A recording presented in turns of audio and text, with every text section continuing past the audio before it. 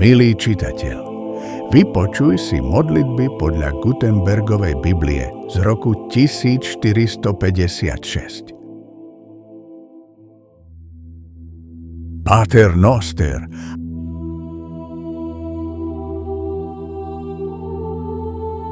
Pater Noster, qui es in celis, Otče náš, ktorý si v nebesiach, sanctificetur nomen tuum, nech je posvetené meno Tvoje, adveniat regnum tuum, nech príde kráľovstvo Tvoje, fiat voluntas tua, nech sa stane vôľa Tvoja, sicut in cielo et in terra.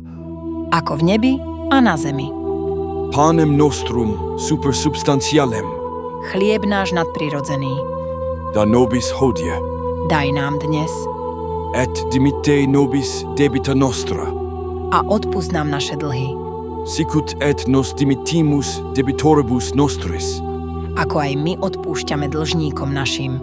et ne nos inducas in temptationem, A nie nás uveď do pokušenia, sed libera nos a malo.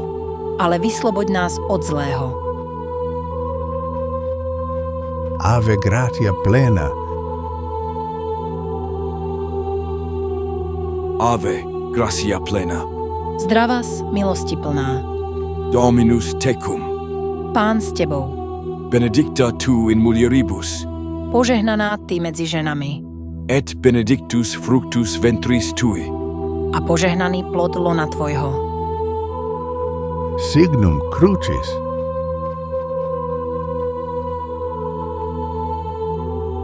In nomine Patris, V mene Otca et Filii, i Syna et Spiritus Sancti. i Ducha Svätého. Amen. Amen. Počúval si zvukovú ukážku z diela Ľubo Ivančák. Moja prvá kniha. Kniha Gutenbergova prvá. Knihu si môžeš prezrieť online na stránkach vydavateľstva LL.